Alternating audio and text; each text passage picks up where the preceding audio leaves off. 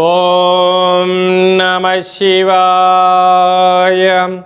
ఓం నమో నారాయణాయ. కర్మ నివారణ నరదృష్టి నివారణ కాళభైరవాయ నమో నమః. ఓం కాళకాలాయ విద్మహే కాళాతీతాయ ధీమహి తన్నో కాళభైరవ ప్రచోదయాత్. హరి ఓం. మా ఛానల్కి స్వాగతం. చూస్తున్న వీక్షకులకు ప్రేక్షకులకు ప్రియ కాళభైరవ భగవద్బంధులకి స్వాగతం పలుకుతూ మమ్మల్ని ఎంతగానో ఆదరిస్తూ ఉండబడినటువంటి ప్రియ సోదరీమణులకు జ్యోతిష్య అభిమానులకు అందరికీ కూడా ముందస్తుగా కార్తీక మాస అమావాస్య మాస శివరాత్రి శుభాకాంక్షలు. అలాగనే కాళభైరవ జయంతి ఆశీస్సుల చేత అందరికీ నిండు నూరేళ్ల ఆయురారోగ్యాలను ప్రసాదించాలని, ఎవరికి ఎలాంటి ఆర్థిక, విద్య, ఉద్యోగ, వివాహ, వ్యాపార సంబంధిత దోషాలను తొలగించి నిత్య ఐశ్వర్యాన్ని, ఆనందాన్ని ప్రసాదించాలని మనసారా కోరుకుందాం.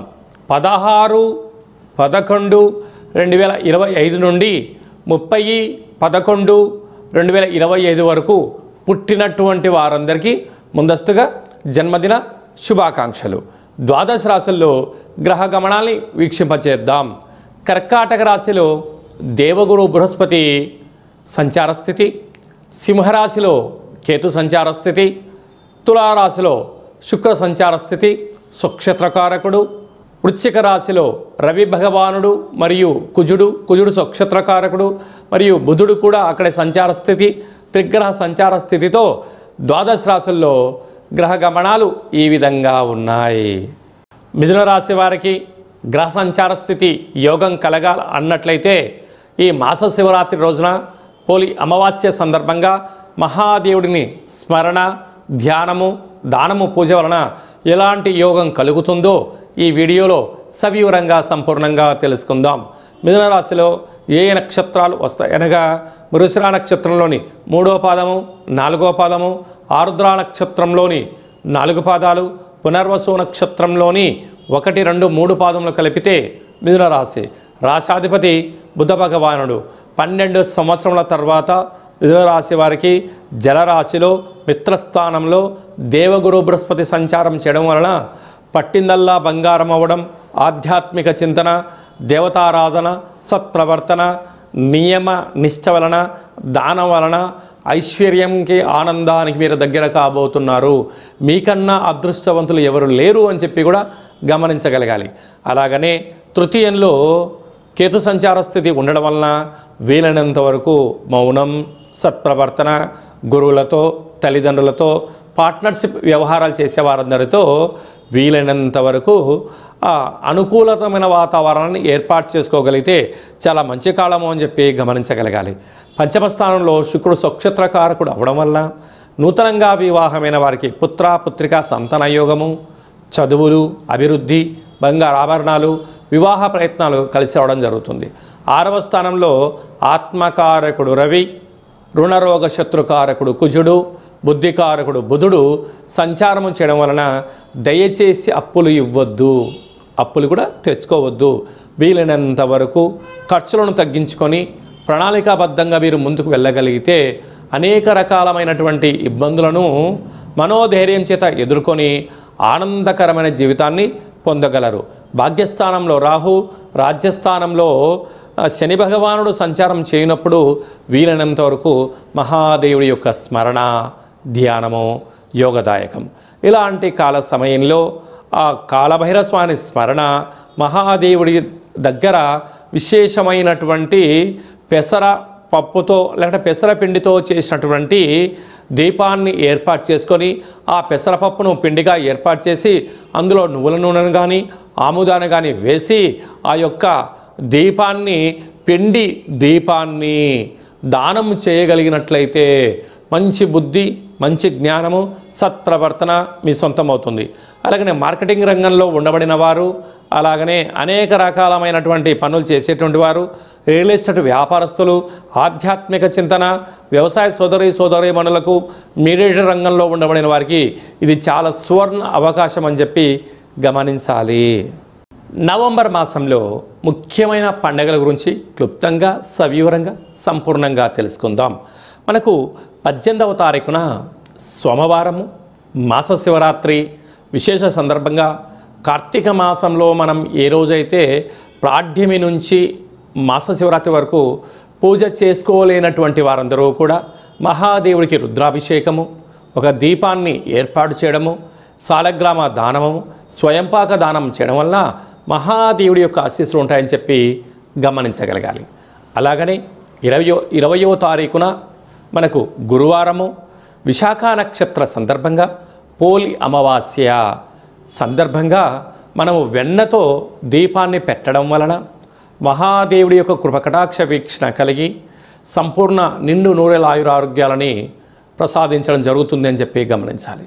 అలా కుదరలేనటువంటి వారందరూ ఈ కింది నెంబర్ సంప్రదించినట్లయితే కాశీ క్షేత్రంలో మన యొక్క కాళభైరవ స్వామి యొక్క దేవాలయంలో గోకర్ణ నక్షత్రంలో మీ పేరుపైన రుద్రాభిషేకము, దీప కార్యక్రమాన్ని ఏర్పాటు చేయించి స్వయంపాక దానాన్ని కూడా ఏర్పాటు చేయడం జరుగుతుందని చెప్పి గమనించాలి.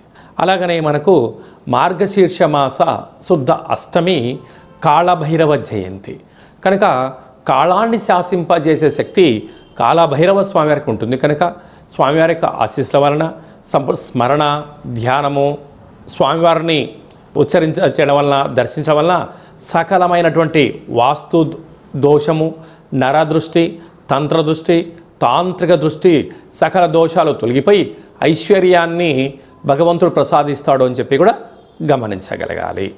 విశేషమైనటువంటి ఈ యొక్క కార్తీక మాసంలో మార్గశీర్ష మాస శుద్ధ శుక్లపక్షంలో అందరికీ ఐశ్వర్యం ప్రసాదించాలని మనం కూడా ఒకసారి మనసారా కోరుకుందాం. అలాగే మీ వ్యక్తిగత జాతకం తెలుసుకోవాలనుకుంటున్నారా? మీ పుట్టినటువంటి తేదీ, నెల, సంవత్సరము, పుట్టిన సమయాన్ని వ్రాసి పంపించినట్లయితే 100 సంవత్సరముల జాతకాన్ని వ్రాసి సవివరంగా సంపూర్ణంగా మీకు పంపించి మీరు పుట్టినప్పుడు గ్రహ గమనాలు ఎలా ఉన్నాయి, ప్రస్తుతం ఎలా ఉంటున్నాయి, రాబోయే కాలంలో ఎలా ఉండబోతున్నాయో సవివరంగా సంపూర్ణంగా తెలియజేయడం జరుగుతుంటుంది. చాలామందికి పుట్టినటువంటి కాల సమయంలో డేటా బర్త్లో లేనటువంటి కారణం వలన మీ పేరు యొక్క మొదటి అక్షరాన్ని అనుసరిస్తూ రాశిని తెలియచేస్తూ గ్రహ గమనాల్ని చెప్తూ అలాగనే రమణ శాస్త్రం ద్వారా అనగా గవ్వళ ద్వారా కాళభైరవ ఉపాసన చేత భూత భవిష్యత్ వర్తమానాన్ని తెలియజేయడం జరుగుతుంది. కనుక జాతకాన్ని తెలుసుకుందాం, జీవితంలో ఉండబడినటువంటి స్వల్పమైనటువంటి అడ్డంకులను తొలగించుకుందాం, ఐశ్వర్యానికి ఆనందానికి స్వాగతం పలుకుతాము అనేటువంటిది విన్నపం. కనుక ఈ కింది నెంబరు సంప్రదించి వాట్సాప్ ద్వారా కానీ ఫోన్ కాల్ ద్వారా కానీ అపాయింట్మెంట్ తీసుకొని సంప్రదించగలరు.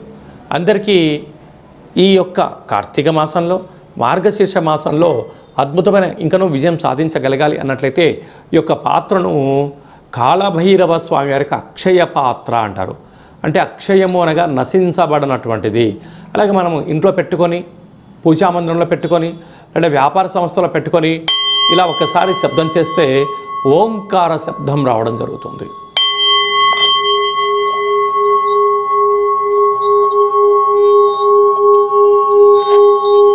ఓం కాళభైరవాయ నమః, ఓం కాళభైరవాయ నమః, ఓం కాళభైరవాయ నమః అనే మంత్రాన్ని ఉచ్చరింపచేస్తూ 12 సార్లు అలా తిప్పడం వలన సంపూర్ణమైనటువంటి గృహంలో ఉండబడినటువంటి జాతకంలో ఉండబడిన దోషము, వాస్తు దృష్టి, సకల దోషాలు తొలగి ఐశ్వర్యం కలుగుతుందని చెప్పి గమనించగలగాలి. అందరికీ శుభం, జయం, ఐశ్వర్యం, ఆనందాన్ని ప్రసాదించాలని మనం కూడా మనసారా మహాదేవుని కోరుకుందాం. నమస్తే అస్తు భగవన్ విశ్వేశ్వరాయ మహాదేవాయ త్రయంబకాయ త్రిపురాంతకాయ త్రికాగ్నికాలాయ కాలాగ్నిరుద్రాయ నీలకంఠాయ మృత్యుంజయాయ సర్వేశ్వరాయ సదాశివాయ శ్రీమన్మన్మహాదేవాయ నమో నమః. హరి ఓం. మహాదేవుడి యొక్క ఆశీస్సుల వల్ల నిండు నూరేళ్ల ఆయురారోగ్యాలని ఐశ్వర్యాన్ని ప్రసాదించాలని మనసారా కోరుకుందాం.